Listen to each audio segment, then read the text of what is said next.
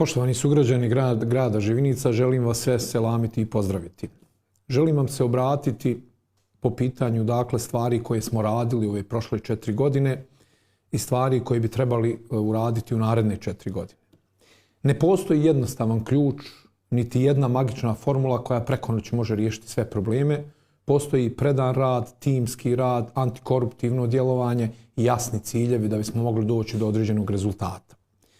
Mi želimo moderan grad. Ukoliko želimo moderan grad, moramo imati zaista i predan tim ljudi koji bi postigao ove ciljeve koje smo zadali sebi u protekle 4 godine. Mi smo željeli napraviti repoziciju grada Živinice. Kroz tu repoziciju grada Živinice željeli smo uraditi reformu uprave, da od općine Živinice napravimo grad i sve to stvari koje smo uradili i koje smo postigli u prošlom mandatu.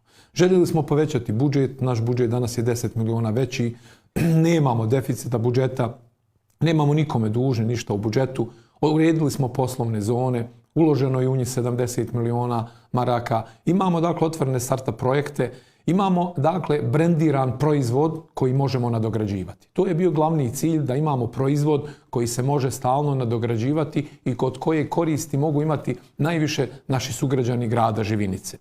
Mi želimo definisati naše ciljeve jasnije, a našim radom naše ciljeve želimo približiti našim građanima kako bi razumjeli ono o čemu hoćemo da govorimo i ono što želimo da radimo. Kad uzmemo retrospektivu prošlog mandata, možemo kazati da je mandat bio uspješan, ali sljedeći mandat mora biti izazov. Izazov sa jasnim ciljevima koji mogu donijeti još bolji brend gradu Živinice. Želim napomenuti da smo privredni skok imali sa 6. mjesta. Grad Živinice je u Tuzlanskom kantonu bio 6. po privredi, danas je on 2.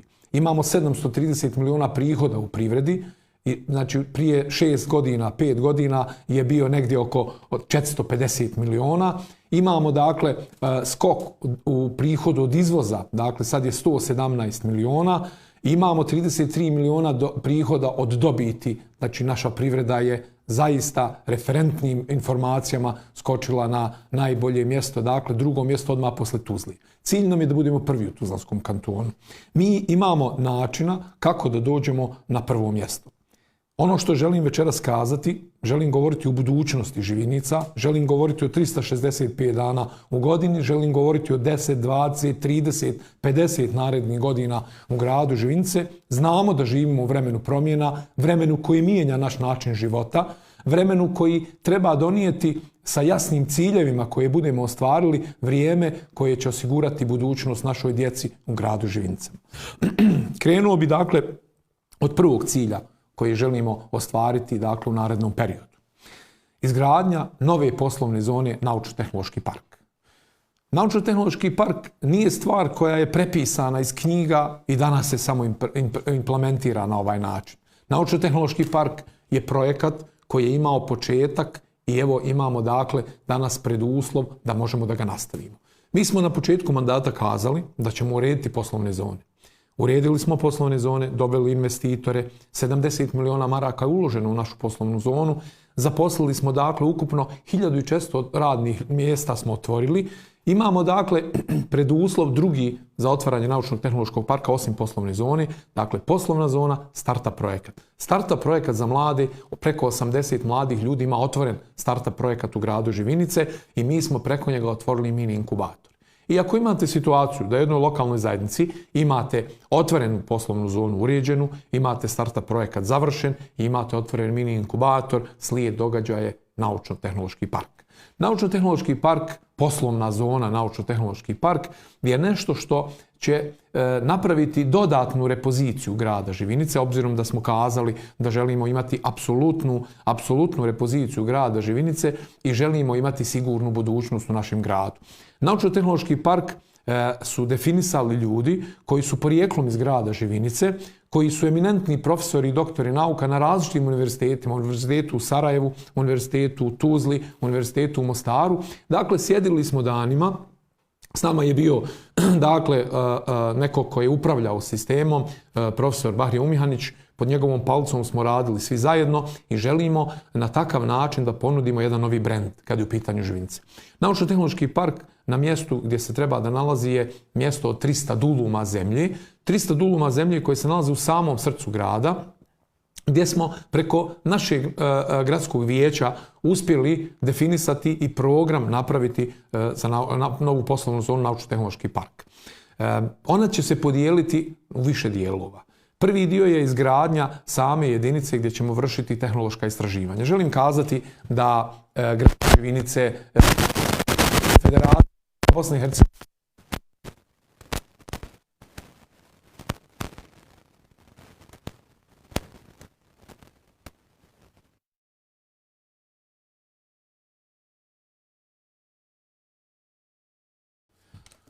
evo još jednom pozdravljam vas. Imali smo malih tehničkih problema, ali mi se ne smijemo zbuniti. Dakle, počeli smo iz Naučno-tehnološkom parku govoriti i želimo zaista da objasnimo zašto je to važno. To je možda najvažniji cilj grada Živinice sa kojim želimo postići budućnost narednih 50 godina. Kazali smo da će Naučno-tehnološki park koje je gradsko vijeće grada Živinice izglasalo prije godinu dana i koje ulazi u fazu idejnog projekta gdje se nalazi 300 duluma zemlje, dakle tamo kod Novog mosta prema Dubravama, desno gore u gradu Živinice. I tu želimo napraviti jedan projekat, dakle jedna zgrada koja bi bila podijeljena u 4 dijela. Iza nje bi trebalo biti mnoštvo fabrika na 300 duluma zemlje. Ono što me posebno raduje je što ćemo uspjeti u gradu Živinice, što smo uspjeli dakle definisati sa naših 50-ak profesora, doktora nauka iz grada Živinice, jer vjerujte mi, nijedan projekat koji smo radili nismo htjeli raditi, a da to ne pitamo ljude koji to znaju bolje od nas. Mi smo donijeli odluku da napravimo nove tehnologije i nove licence u gradu Živinicama. Sve fabrike u državi Bosni i Hercegovini koje rade, uglavnom rade po tuđim tehnologijama i tuđim licencama i cilj nam je bio da proizvodimo u Naučno-tehnološkom parku grada Živinice i nove licence i nove tehnologije. Tu bi radili dakle doktori nauka, univerzitetski profesori, inženjeri, magistri i tako dalje. Na tom dijelu proizvodili bi dakle tehnologije koje bi se odmah iza leđa na tim fabrikama koje bi se otvorile u poslovnoj zoni Naučno-tehnološki park mogle i primjenjivati. Podijelili smo zonu u 4 dijela. Dakle, Naučno-tehnološki park zoni bi bio prvi dio koji bi bio dakle dio poljoprivredno-agrarnog dijela. Zašto je to bitno? Ako mi govorimo o razvoju poljoprivrede, najbolji razvoj poljoprivrede bio bi putem sofisticiranih tehnologija i kvalitetne edukacije naših poljoprivrednika. Mi imamo dakle naše Topličko polje i jedan od drugih ciljeva odmah nakon izgradnje Naučno-tehnološkog parka jeste u stvari razvoj turizma, agroturizma i biodiverziteta. A prije toga imamo dakle razvoj poljoprivrede, otvaranje poljoprivredne zadruge sa akcentom na Topličko polje. Zašto to kažem? Mi nemamo poljoprivrednu zadrugu u gradu Živinicama. Imamo Topličko polje, 40 hektara ima i imamo izdato jednoj organizaciji plant koji sljedeće godine ističe ugovor i želimo to Topličko polje na 40 hektara pretvoriti u zadrugu, dakle poljoprivrednu zadrugu koja bi u stvari bila direktno vezana sa Naučno-tehnološkim parkom. Zato je posebno važno da otvorimo u Naučno-tehnološkom parku odjel poljoprivrede i dakle da mi proizvodimo preko putem agrara određene sorte i proizvode koje bi mogli proizvoditi na Topličkom polju, na našoj zadrugi. Na Topličkom polju imamo također našu bazu za skladište, dakle gdje bismo mogli skladištiti naše proizvode i gdje bismo ih mogli nakon toga plasirati. Druga stvar u Naučno-tehnološkom parku koju bi otvorili posebno jeste cirkularna ekonomija. Cirkularna ekonomija je posebno važna obzirom da mi imamo sljedeći cilj koji je zadan, jeste izgradnja sanitarne regionalne deponije, naknadna obrada otpada, izgradnja toplana ili cirkularne takozvane ekonomije. Ona je vezana sa sljedećim ciljem. Dakle, ako mi u Naučno-tehnološkom parku gdje želimo se baviti cirkularnom ekonomijom, možemo proizvesti tehnologije koje će biti primjenjive u našem gradu. Uradili smo deponiju, u ove 4 godine imali smo dakle našu sanitarnu deponiju koja je imala po svom programu mogućnost da se napravi jedna sanitarna deponija u koju imali bi jednu rupu u koju bi ubacili kompletno smeće i nakon toga što je zatrpamo, dignemo novi kredit i nakon tog podizanja kredita ponovo i tako na 400 duluma koliko imamo bi vrtili narednih 50 godina, zatrpavali i dizali nove kredite. Međutim, želimo dakle putem ove cirkularne ekonomije da uradimo naknadnu obradu otpada.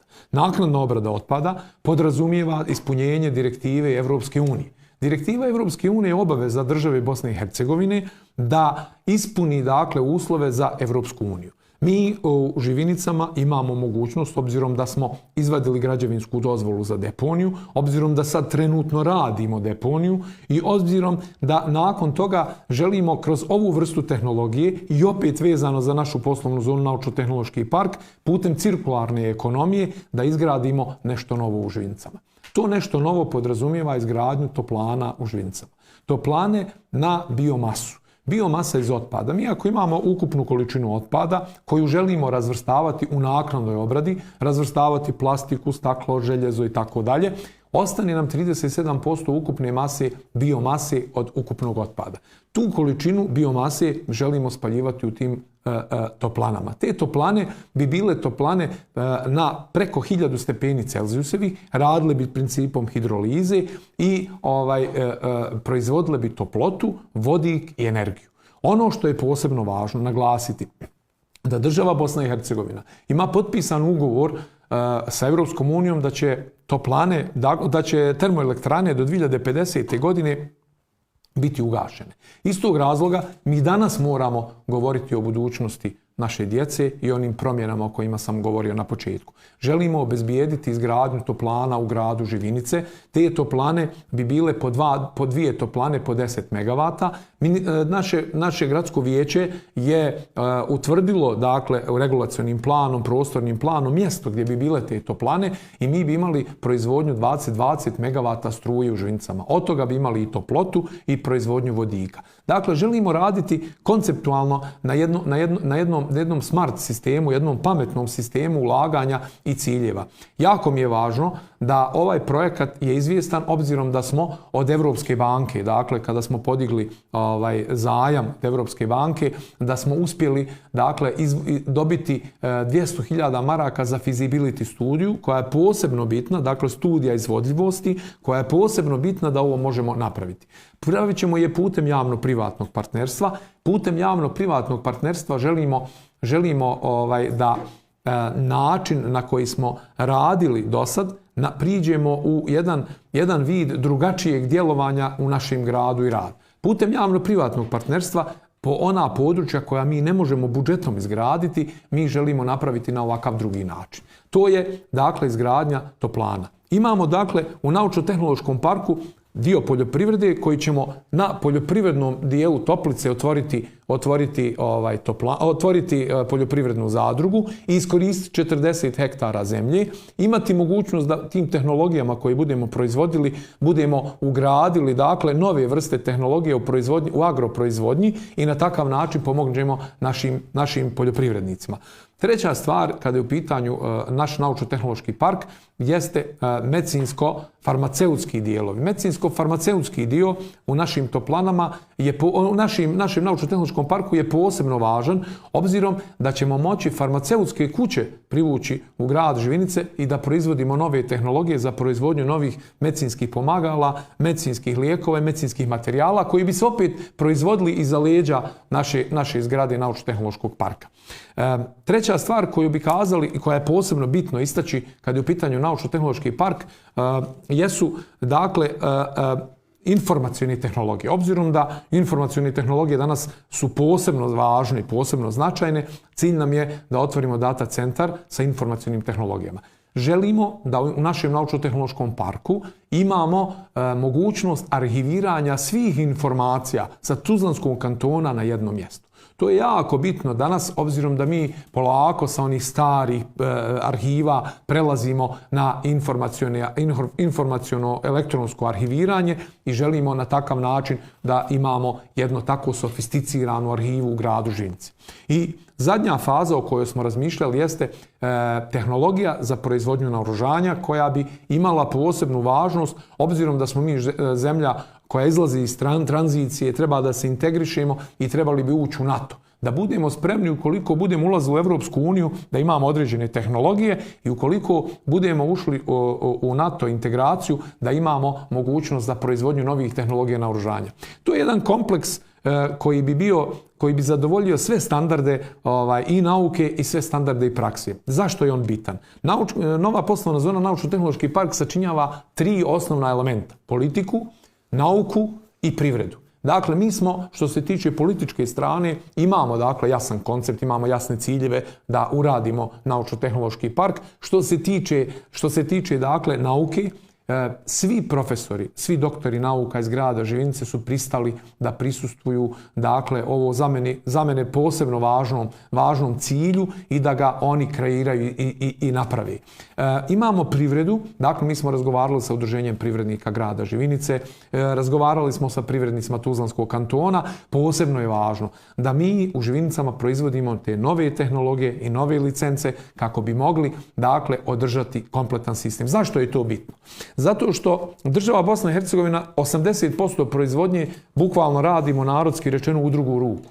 Radimo dijelove koji se sastavljaju negdje na zapadu i prodaju kao finalni proizvod. Mi želimo proizvoditi tehnologiju i licencu da bi mogli u te fabrike koje bi bile iza leđa, zgrade Naučno-tehnološkog parka, odmah primjenjivati i raditi. To će privući sve najeminentnije sofisticirane kompanije koje rade u svijetu. Dakle, i LG, i Toshiba, i Siemens, i Philips, i sve ostale najjače danas kompanije. Zašto? Zato što će moći imati sve na jednom mjestu. Imaće mogućnost da imaju licencu koju mogu primjenjivati. A za nas je to važno, za grad Živinice, za državu Bosnu i Hercegovinu, da nećemo imati odliv pameti. Dakle, ovo je jedina barijera za odliv pameti. Ovo je jedina barijera koju mi možemo napraviti na jedan sasvim drugačiji način.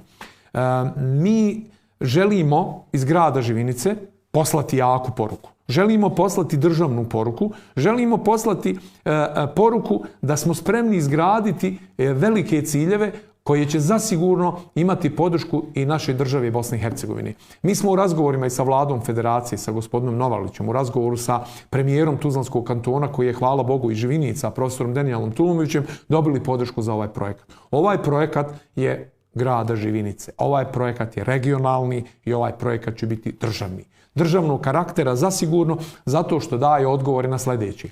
3000 novih radnih mjesta će biti otvoreno. Ono što me posebno raduje, bit će podignuta plata običnom čovjeku. Cilj nam je običnom čovjeku da poboljšamo uslove. Mi smo imali platu prije 4 godine najnižu negdje oko 400 maraka. Nakon otvaranja poslovne zone ta plata je podignuta nekih 600-650 maraka. Međutim, mi želimo cilj da bude da je najniža plata u Živinicama 1000 maraka. Sa ovim sofisticiranim načinom rada, ovim pametnim ulaganjem u Naučno-tehnološki park, u poslovnu zonu Naučno-tehnološki park, mi ćemo postići situaciju da ćemo kroz ovakva vrsta radnih mjesta najnižu platu imati 1000, a zasigurno o najvećoj će se pregovarati. Ono što me raduje da svi profili ljudi koji žive u gradu Živinice, koji žive okolo grada Živinica, imaju mogućnost da se zapošljavaju u našem Naučno-tehnološkom parku. Raduje me i ovom prilikom se moram zahvaliti gradskom vijeću koje je prepoznalo ideju, koje je prihvatilo jednoglasno da se proglasi nova poslovna zona Naučno-tehnološki park u gradu Živinice. Ona će imati svoju vrijednost. Poslovna zona će koštati preko 100 miliona. Naš zadatak je da napravimo samo jednu zgradu. Zgradu u kojoj ćemo proizvoditi tehnologiju, u kojoj će ljudi raditi licence i jedan veliki atrij u kome će to prezentirati. Iza leđa poslovna zona će se napraviti sama. Mi smo sad naučili, uređenjem poslovne zone Ciljuge 2, koju smo znali urediti, uradili smo i puteve, infrastrukturu i tako dalje i privukli investitore. Ovo je samo nastavak priči. Dakle, mi u gradu Živinice sve projekte koje smo uradili smo preživjeli. Iz tog razloga možemo slobodno kazati da je ovaj mandat i ovaj cilj nama izazov.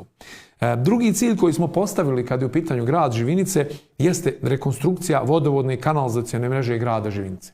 Mi smo dakle, kad je u pitanju vodosnabdijevanje grada, obzirom da imamo ugovor sa vodovodom Tuzla iz 1978. godine, dobivali od vodovoda Tuzle 45 litara u sekundi. Trudili smo se i željeli da promijenimo taj ugovor i evo ovih dana smo uspjeli, hvala Bogu, riješiti i taj problem, pa smo izvršili velike pritiske na Tuzlu, obzirom da oni rekonstrukciju vrše preko stupara, iz stupara vodovodne mreže pa prolaze kroz Živinice. Izvršili smo dodatne pritiske i evo ovom prilikom želim se zahvaliti opet gradskom vijeću i predsjedavajućim koji su nam dali potpunu podršku i gdje smo uspjeli ispregovarati još dodatnih 20 litara u sekundi vode, gdje smo sad novi ugovor potpisali i sad novi ugovor glasi 65 litara u sekundi. Ali nismo stali na tome, radili smo kontinuirano dodatne količine vode. Ključ je u dodatnim količinama vode. Imali smo dakle Barice, vodovod koji ovih dana, ako Bog da, završavamo. Potpisali smo zadnji lot, on se radi se sad zadnja faza, to je izgradnja trafostanice pored vodovoda Barice i ja se nadam da će u narednih 15 do 20 dana biti konačno puštena naše izvorište Barice u grad Živinice i to će biti prvo izvorište koje će biti pušteno u gradu Živinice. Kad pogledamo sad prihode vode, znači dohodak vode koji će ići putem ovih 20 litara i ovih do 30 litara iz Barica, mi ćemo imati dovoljne količine vode. Ali imamo još jednu pojavu zbog koje nam se često dešava da imamo redukcije, jeste gubitak vode u mreži. Gubitak vode u mreži po nauci je normalan od 10 do 25%, mi imamo preko 30% gubitak vodovodne mreže. Iz tog razloga moramo uraditi rekonstrukciju vodovodne i kanalizacione mreže. Kanalizacione moramo uraditi obzirom da smo imali različite profile kanalizacione mreže i kanalizacionog sistema kojeg moramo uraditi rekonstrukciju kad budemo radili vodu. Dakle, obzirom da su Živinice uradile deponiju, riješile vodosnabdijevanje, riješile niz infrastrukturnih projekata eksproprijacije, uradili smo navodnjavanje tamo Topličkog polja, obzirom da smo imali teškoće i projekte koje smo radili, koje smo isplatili bukvalno nekih 25 do 30 miliona koje smo morali stvoriti da bi ove stvari uradili od deponije i ovog ostalog. Ostalo nam je dakle prazan sad prostor kad ovo imamo urađeno.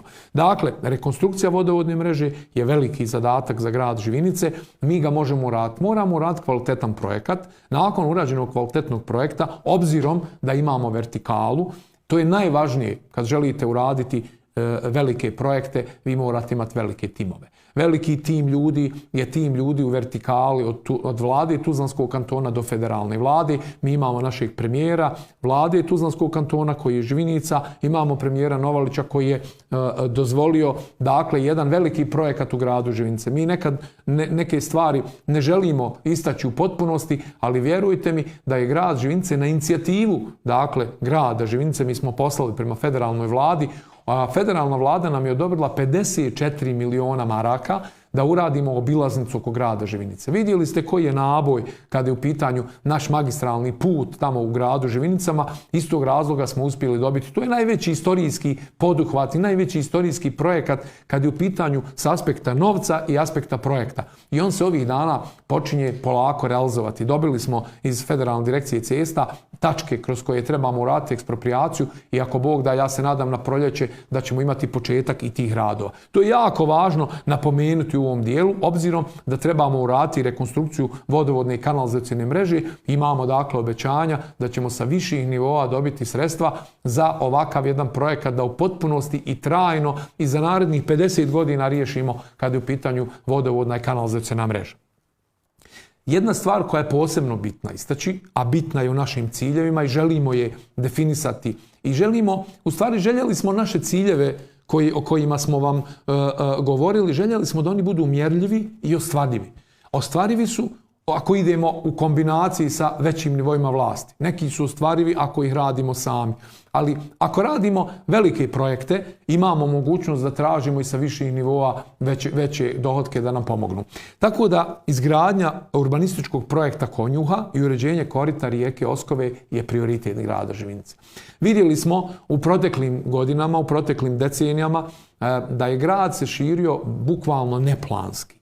Iz tog razloga imamo s desne strane iz Sarajeva kad idemo preko puta magistrale Novi Grad koji je nikao, ali je trebao biti u regulacionom planu uređeno onako kako bi izgledalo na jedan sasvim drugačiji način. Iz tog razloga ne smijemo pasti na ispitu kada je u pitanju područje D.D. Konjuh. Grad Živinice je napravio preduslov. Mi ovo ne bi mogli govoriti da nismo ustabilili budžet. Obzirom da imamo stabilan budžet, obzirom da nemamo nikome duga, imamo pravo se zadužiti da uzmemo ovaj dio Konjuha. Mi ćemo se samo privremeno zadužiti dok područje koje budemo u regulacionom planu napravili ne budemo izgradili putem renti i putem određenih sredstava koje ćemo dobiti prilikom prodaje tog zemljišta, ponovo ćemo vratiti ta sredstva u budžet, ali 5 puta više. A ono što je najvažnije, imat ćemo lijep grad.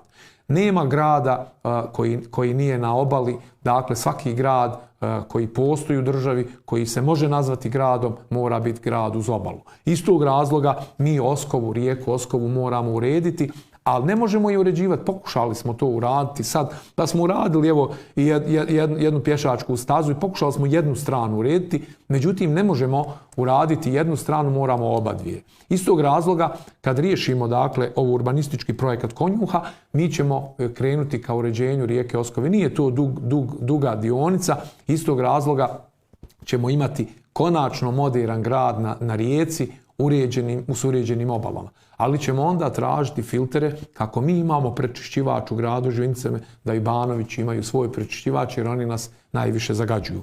Razvoj poljoprivrede i otvaranje poljoprivredne zadruge sa akcentom na Topličko polje sam povezao sa poslovnom zonom Naučno-tehnološki park, ali želim ovdje kazati da Topličko polje je jedan ogroman resurs. Ukoliko se bude pametno ulagalo i crpila tehnologija iz Naučno-tehnološkog parka i budemo otvorili zadrugu i na takav način udružimo sve naše poljoprivrednike, garantujemo im otkup, garantujemo im otkupnu stanicu, garantujemo im skladištenje, mi ćemo imati jedan kvalitetniji način pristup privredi i poljoprivredi. Dakle, obzirom da imamo 3 strateška dokumenta, imamo strategiju razvoja grada Živinice, imamo strategiju razvoja turizma, imamo strategiju za mlade, poseban fokus moramo staviti na poljoprivrednu proizvodnju. Poljoprivredna proizvodnja generalno je nešto što štiti naša sela. Dokle god budemo imali resurse i budemo ih pretvarali u potencijale, mi ćemo imati naša bogata sela. Cilj je, osim lijepog grada, lijepe gradske zone, da imamo i bogata sela. Bogata sela su izvor sigurnih prihoda i izvor ljepote cjelokupne teritorije grada Živinice. Izgradnja sanitarne deponije, to smo već objasnili kroz cirkularnu ekonomiju, ali želim naglasiti da smo uspjeli napraviti jedan iskorak kada je u pitanju sanitarna deponija. U projektu sanitarne deponije imali smo situaciju da želimo da napravimo jedno mjesto gdje ćemo odlagati. Mi u sanitarnoj deponiji želimo da dovozimo sve varijante otpada u gradu Živinice. Osim klasičnog otpada koji skupljamo u kante, mi imamo na deponiji mogućnost da odlažemo građevinski materijal, da odlažemo i druge vrste otpada koje sad definitivno nemamo nikakve mogućnosti. Imamo situaciju da animalni otpad nemamo gdje odložiti, iz tog razloga tu moramo napraviti animalnu spalionicu. Dakle, grad Živinice kroz ovaj projekat sanitarne deponije se svrstava u rijetke gradove koji imaju rješenja za niz problema na koje mi nailazimo. Dakle, ne možemo ni imati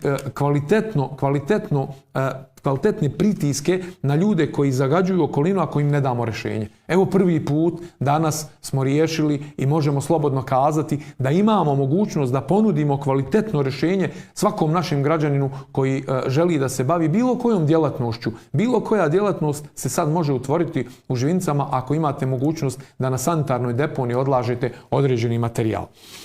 Toplifikacija grada, primarni nivo, jedan od ciljeva. Toplifikacija grada je sofisticiran, težak i politički problem. Ali evo mi smo uspjeli ovih dana, završavamo našu sekundarnu mrežu. Dakle, mreža ona po gradu koja treba da se postavi. Mi smo dakle prije nekih 5 godina, 6, dakle je negdje oko 1,5 milijuna maraka uloženo u sekundarnu mrežu grada Živinice. U razgovoru sa našim premijerom dobili smo i dodatnih 1 milijun maraka i evo ovih dana se polažu cijevi i u tom segmentu. Dakle, mi smo, kad se tiče sekundarne mreže, uglavnom završili polaganje cijevi i znači negdje oko 80% je završeno kad je u pitanju sekundarna mreža. Ostala nam je primarna mreža od termoelektrane do grada Živinice.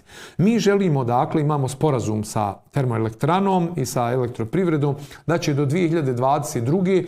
oni dovesti primarni vod do grada Živinice i mi ćemo time riješiti u potpunosti toplifikaciju grada Živinice. Ali mi želimo imati alternativno rješenje. Alternativno rješenje jesu upravo one toplane o kojima sam govorio. Te toplane koji rade na biomasu trebaju raditi na biomasu od otpada, biomasu od poljoprivrede i biomasu iz šuma. Što je to važno? Ljudi na zapadu imaju izuzetno čistu okolinu i čistu sredinu oko sebe, ali je enormno plaćaju da bi ona bila čista i uređena. Mi imamo mogućnost da putem ovih izgradnja toplana, preko čišćenja naših poljoprivrednih gazdinstva, jer mi sad imamo situaciju da se ono što se sabere, sijeno i trava, da se sad spaljuje, mi imamo mogućnost da otvorimo centar za prikupljanje biomase i da sve to što imamo u poljoprivredi, što bi trebali spaliti, dovezemo u centar za prikupljanje biomase i da se tu priprema, kompostuje i da se radi na spalionici. Imamo biomasu iz šuma. Najveći uzrok požara u šumama jesu lišće i granje. Lišće i granje jesu biomasa koja je potrebna za prikupljanje kada je u pitanju temperatura, stvaranje temperature na biogorivo, negdje oko 3.500 kalorija, ali jednu vrlo važnu stvar želim spomenuti. Osim ova 3 elementa koji bi poboljšali čistoću, mi imamo i naš prečišćivač koji ima tonama i tonama mulja s kojim ne znaju gdje će. Nemaju završni sistem gdje će završiti kada je u pitanju zbrinjavanje mulja. Mi sa ovom biomasom možemo praviti kompost i podići kalorijsku vrijednost. Uradili smo elaborat našeg mulja na prečišćivaču i možemo ga spojiti zajedno sa ovom biomasom. I time rešavamo sve mogućnosti koji prljaju grad Živinice. Biomasa iz poljoprivrede, šuma, iz otpada i mulj su jedna cjelina koja će proizvoditi električnu energiju u gradu Živinicama, toplotu i vodik. Vodik je posebno bitno naglasiti obzirom da nijedan kamion na zapad ne ide bez vodika i to je naš dodatni resurs. Izračunali smo da bi na ovakav način sa naučno-tehnološkim parkom i s ovim dijelom već imali negdje oko 7 miliona punjenje budžeta grada Živinice. Toplifikacija grada, znači rekli smo do 2022. preko termoelektrane ili toplane. Mi smo imali dakle razgovor sa termoelektranom, izmijenili smo trasu, imali smo mogućnost da trasa koja dolazi iz Tuzle bi trebala proći kroz nekoliko čestica, imali bi nekoliko desetina čestica privatne imovine, imali bi puno plaćanja eksproprijacije. Iz tog razloga smo krenuli vod putem pored pruge i time imamo samo 2 čestice za eksproprijaciju, on je veoma izvjestan u ovom trenutku. Grijanje koštalo bi negdje oko 17 miliona ta mreža. Ukoliko ta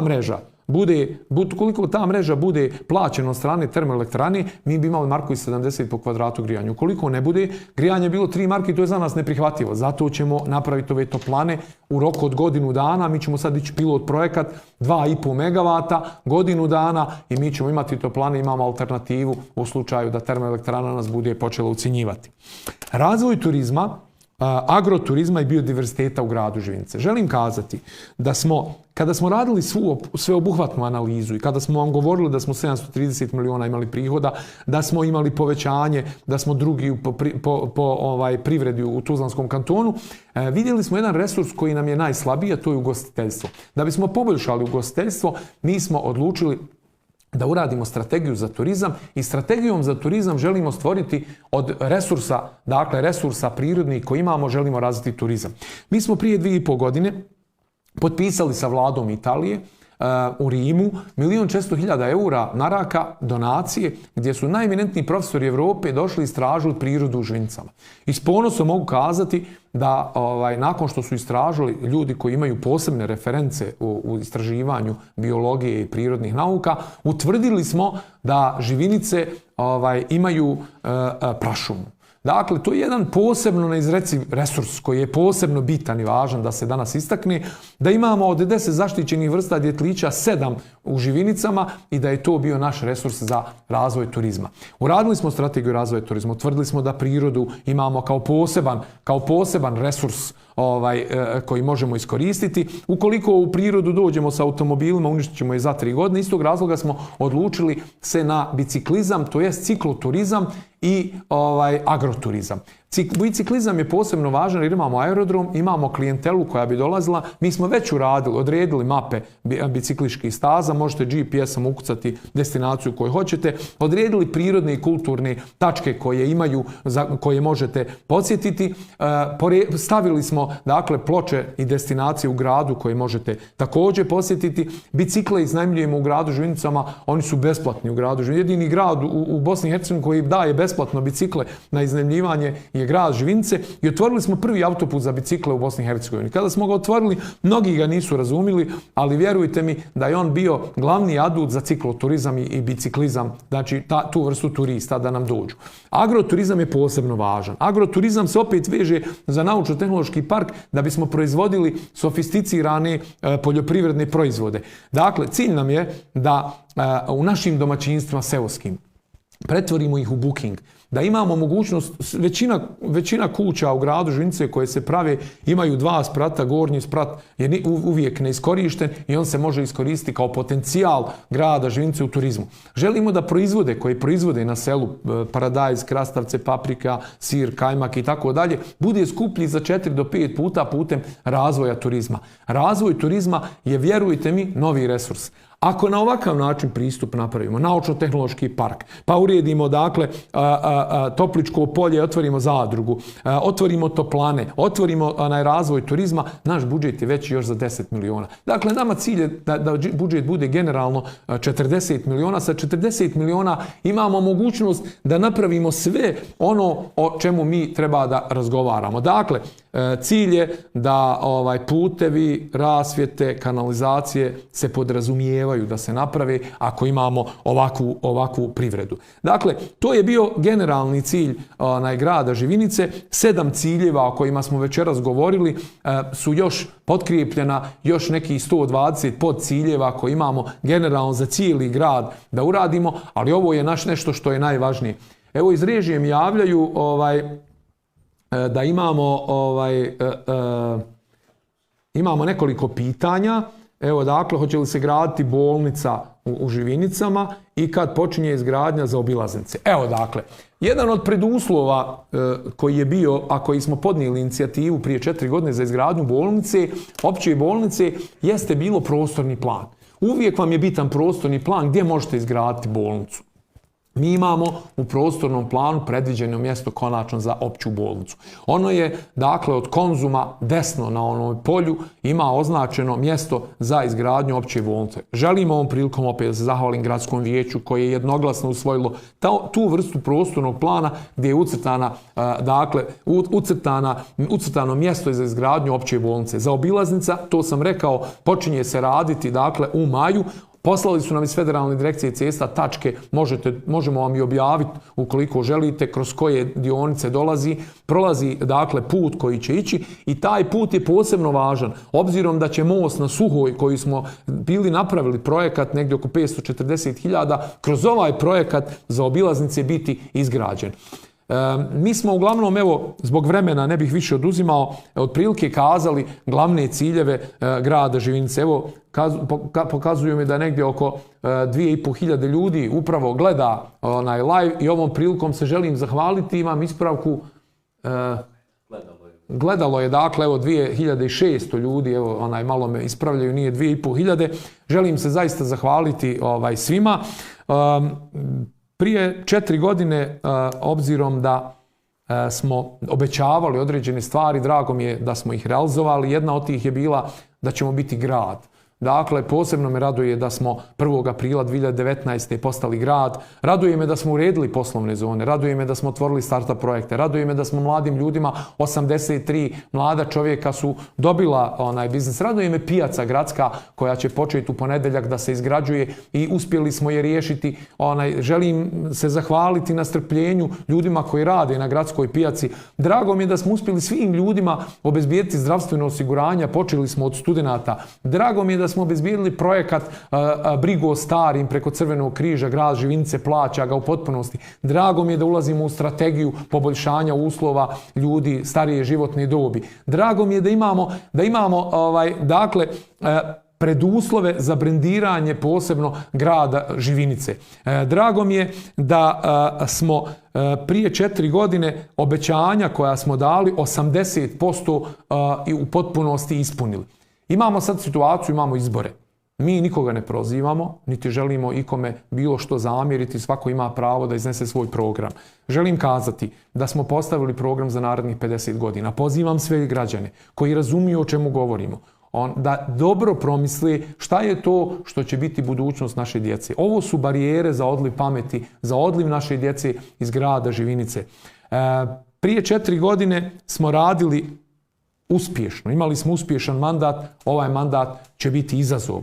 Želim kazati da imamo neke najave da će neki ljudi plaćati milione za glasove. Imamo najave da će ljudi određenim lažima pokušavati kampanju. Mi ćemo se truditi da govorimo argumentovano, da govorimo istinu.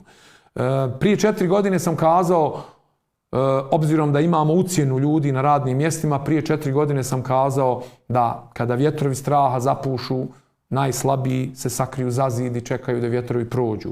Samo najhrabriji razvežu jedra i krenu naprijed. Nama trebaju ljudi koji su spremni da razvežu jedra s nama, da krenu naprijed, da ostvarimo ciljeve za našu djecu, ciljeve za državu Bosnu i Hercegovinu. Hvala vam svima.